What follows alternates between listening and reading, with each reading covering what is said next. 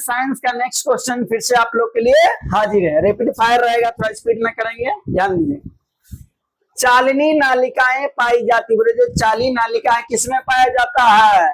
पत्तियों में। चाली नालिका किसमें? पत्तियों में। ठीक है, पत्ती का हरा रंग किसके कारण? क्लोरोफिल के कारण। किसके कारण? क्लोरोफिल के कारण।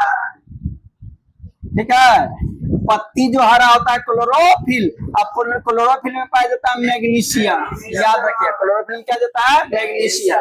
तो बोला चाली नालिका कहाँ पाया जाता है? पत्ती में। पत्ती हरियर का होता है क्लोरोफिल का, क्लोरोफिल में क्या पाया जाता है? मैग्नीशियम। चलिए आगे, वीडियो को आप लोग शेयर नहीं करते हैं, वीडियो शेयर कर दीजिएगा। ठीक है, लाइक तो जानवे के हमारे चेला सब होशियार है, सब वीडियो देता है लेकिन लाइक नहीं करता, जलन पानी से सबके जड़ते रहता है, कुकुरता है ना हो, लाइक कर देंगे लफड़े हो जाएगा। आइए, आरबीसी यानी red blood cell, red blood cell यानी लाल रक्त कणिका या कण भी कहीं कहीं लिखा रहता है।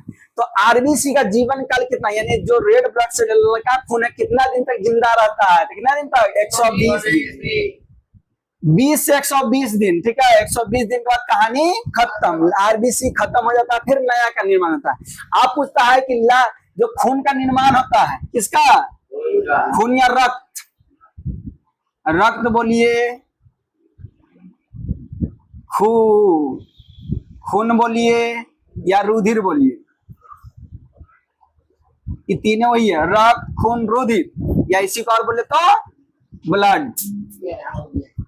ठीक है, इसी को बोले ब्लड, एक ही चीज है। ठीक है ना, रक्त, खून, रुधिर, ब्लड सब क्या है? एक। तो रक्त है तरल संयोजी उत्तक, याद रखिए रक्त क्या है? तरल संयोजी उत्तक। ठीक है, पूछेगा रक्त क्या है तो तरल संयोजी उत्तक। रक्त लाल क्या होता है? हीमोग्लोबिन के कारण, हीमोग्लोबिन के कारण। ठीक है, रक्त लाल क्या होता है? हीमोग्लोबिन के कारण। रक्त क्या है? तरल संयोजी उत्तक है, ये भी याद रखेगा। रक्त क्या है? तरल संयोजी उत्तक। रक्त क्या है? तरल संयोजी उत्तक। रक्त लाल क्या होता है? हीमोग्लोबिन। ठीक है, खून के बारे में जान रहे हैं, तो रक्त होता है तरल संयोजी उत्तक, हीमोग्लोबिन के कारण रक्त क्या होता है? लाल। हीमोग्लोबिन में क्या पाया जाता है? लोहा, लोहा। रक्त में क्या पाया जाता है? लोहा।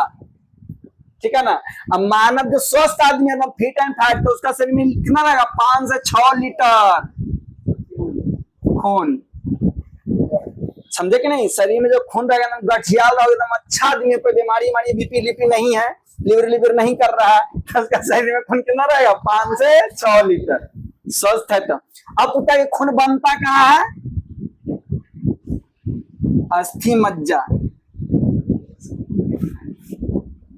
खून का निर्माण क्या होता है? अस्थि मज्जा, यानी हड्डी के अंदर, हड्डी के अंदर देखिएगा छेद रहता है, वही छेद में बनता है। तो चलिए जानते हैं आरबीसी का जीवन काल कितना? 120 दिन। रक्त को ही रक्त कहते हैं, खून कहते हैं, रुधिर कहते हैं, ब्लड कहते हैं। ठीक है, ये क्या है? तरल संयोजी उत्तक है। रक्त लाल का आता है हीमोग्लोबिन का, हीमोग्लोबिन क्या पाया जाता है? लोहा, लोहा यानी लोहा। भैया स्वस्थ आदमी है, यंग आदमी है, हेल्दी आदमी है, लिवर नहीं का, तो शरीर कितना है? 5 से 6 लीटर खून रहेगा। हम लोग का खून का निर्माण या बनता का है अस्थि मज्जा, इंग्लिश में कहते हैं बोन मैरो। क्या कहते हैं? Bone marrow. ठीक है, उम्मीद करते इससे ज्यादा नहीं पूछेगा।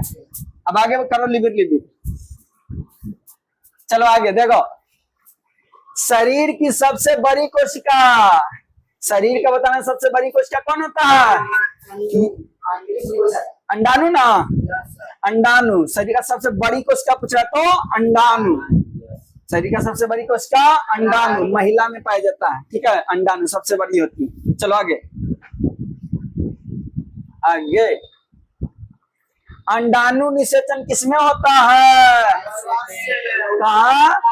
फ्लोपी नालिका में। अंडाशय का निषेचन क्या होता है? फ्लोपी नालिका में।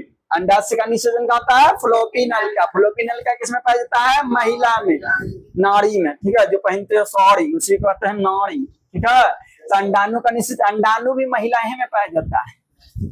मर्दाना में तो शुक्राणु पाया जाता है, ठीक है। तो अंडाणु और शुक्राणु जहां मिलता है ना, उसी को निषेचन कहते हैं। जहां अंडाणु और शुक्राणु जाके आपस में मिलता है, उसी को निषेचन क्रिया कहते हैं। और निषेचन की क्रिया कहाँ होता है? फ्लोपी नालिका में। क्या होती है? फ्लोपी नालिका में। चलो आगे। वनस्पति तेल में होता है। वनस्पति तेल, वनस्पति मतलब पेड़ पौधा था, जो पेड़ पौधा के जो तेल बनाए, ठीक है। सुने, अंडी का तेल, राई का तेल, ठीक है, सीम का तेल, नीम का तेल, सुने, तुलसी का तेल, तो उस, हाँ, कद्दू, धनिया, गोल की जो का तेल हो, ठीक है। वनस्पति से जो तेल बन रहा है उसकी बात हो रहा है। तो उसमें क्या होता है? लंबी असंतृप्त हाइड्रोकार्बन श्रृंखला होता है ना, लंबी असंतृप्त हाइड्रोकार्बन होता है। जो भी वनस्पति तेल है उसमें होगा लंबी असंतृप्त हाइड्रोकार्बन की श्रृंखला। आगे बढ़े, चलो आगे। वंशानुक्रम के कितने स्वरूपवादी संप्रदाय हैं? बोला कि वंशानुक्रम के कितने स्वरूपवादी है? तो कितने हैं? दो। कितने हैं? दो। वंशानुगत का दो ये बना लक्षण होगा, या तो आपका मम्मी वाला होगा लक्षण, या तो आपका पापा वाला। उसके अलावा और कोई होगा? अब इन्होंने लिविर लाविर कर दिया, वो तो अलग लक्षण आ सकता है, लेकिन मम्मी या पापा के अलावा दूसरा लक्षण नहीं हो सकता है। तो दो ये को लक्षण है, वैसा नहीं ना है, अलग लक्षण, ठीक है। तो आगे, मेंडलियन के अंतिम नियम के तत्व मेंडलीफ होना चाहिए। मेंडलीफ होना चाहिए। क्या होना चाहिए? मेंडलीफ। यहाँ होना चाहिए मेंडलीफ। मेंडलीफ के अंतिम नियम में तत्व का वर्गीकरण का क्या आधार था? यानी जो मेंडलीफ था, अपना जो तत्व का बांटा, तो किस आधार पे लास्ट में बांटा था? किस आधार पे बांटा? प्रयोग क्या जी? प्रयोग प्रकार के आधार पे ना, किसमें बता? प्रयोग प्रकार पे। चलो आगे। अमोनियम लवण में नाइट्रोजन एवं हाइड्रोजन के परमाणुओं की कितनी संख्या होती है? अमोनिया, पहले तो अमोनिया की बात हो रहा है, तो अमोनिया का फॉर्मूला होता है NH3। अमोनिया का फॉर्मूला क्या होता है? NH3।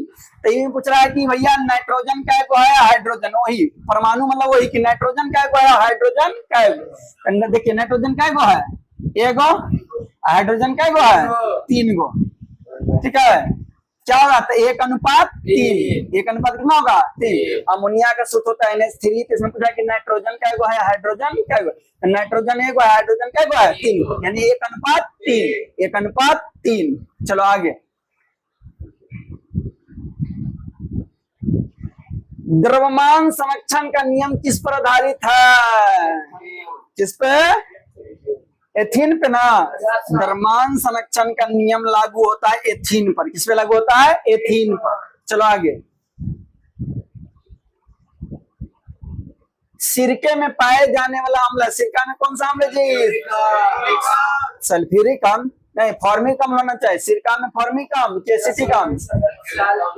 सल्फ्यूरिक अम्ल दे रहा है, सिरका में नहीं, ये सल्फ्यूरिक अम्ल नहीं होना चाहिए, रॉन्ग है। सिरके में पाए जाने वाला अम्ल कौन है? ठीक है, एसिटिक अम्ल होना चाहिए। एसिटिक अम्ल। सिरका में कौन सा अम्ल? एसिटिक। नहीं तो क्लियर होगा नेक्स्ट क्लास में, ठीक है। आज के लिए इतना रहने देंगे। जय हिंद, जय भारत।